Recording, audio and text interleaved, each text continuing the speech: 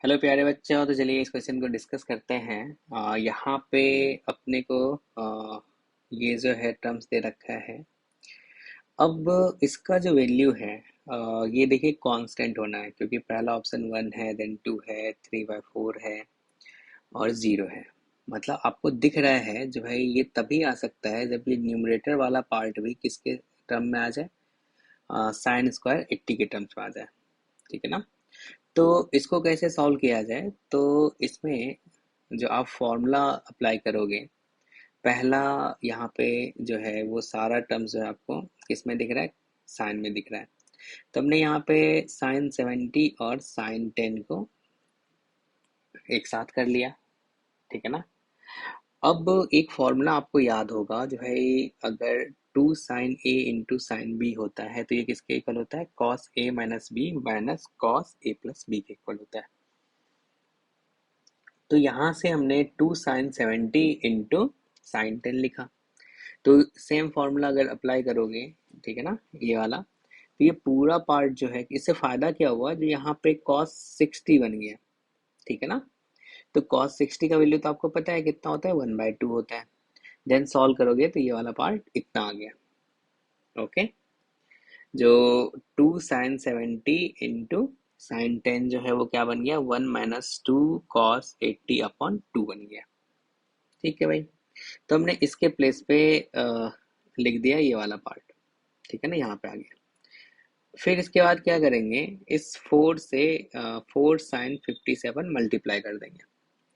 तो 4 sin 50 से अगर मल्टीप्लाई करोगे तो सबसे पहले देखो ये 2 और ये 4, यानी कि यहाँ पे 2 आएगा।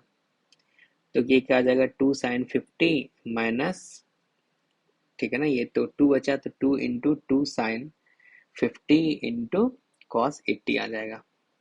अब याद करो, एक और फॉर्मूला आपने पढ़ा है, जो 2 cos A into sine B क्या होता है, यहाँ से sine A + B minus sine A - B।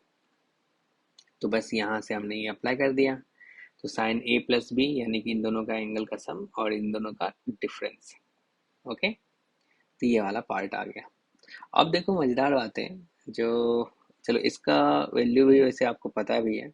ठीक है ना। और इसको आप क्या लिख सकते हो, क्या ये वाला पार्ट जो है, ध्यान से देखना है आपको, क्या इसको हम लोग ऐसा बोल सकते हैं, ये साइन 180 डिग्री -50 डिग्री है, और ये किसके इक्वल होगा, साइन 50 डिग्री के इक्वल होगा। ठीक है ना। तो अब सोचो ये भी साइन 50 डिग्री आ गया, और ये तो चलो ठीक है, 2 sin 30 डिग्री होगा। ये दोनों क्या होगा, कैंसिल आउट हो जाएगा। अब आपको पता है साइन 30 डिग्री का वैल्यू कितना होता है, 1/2 है। तो ये दोनों कैंसिल आउट हो गए, 1 बन जाएगा। अब यहाँ पे 1 आ गया। अब सोचो आप, ये वाला जो पार्ट है, ये जो साइन 80 डिग्री है, क्या इसको अपन लिख सकते हैं साइन 90 डिग्री -10 डिग्री। तो क्या ये साइन 90 - 10 किसके इक्वल हो जाएगा, कॉस 10 डिग्री के इक्वल हो जाएगा। ठीक है ना। तो ये आपको समझ में आ गया। ओके। तो इसके प्लेस पे हमने लिख दिया यहाँ पे कॉस स्क्वायर 10 डिग्री है। ऊपर में देखो cos 20 + 1 है।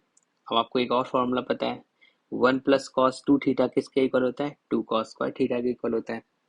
ठीक है ना। तो यहाँ पे थीटा देखो 10 है, क्योंकि 2 × 10 जो है वो कितना होता है, 20 होता है। तो ये किसके इक्वल आ गया, तो न्यूमरेटर वाला पार्ट जो है वो आ गया 2 cos²10। अब ये दोनों कैंसिल आउट हो जाएगा, आंसर क्या आ जाएगा, 2 आ जाएगा। तो इसमें आपको देखो ट्रिगोनोमेट्री फॉर्मूला आपको याद करना पड़ेगा। ठीक है ना, उसके बिना काम नहीं चलने वाला है। तो सेकंड ऑप्शन जो है आपका वो करेक्ट है। ओके।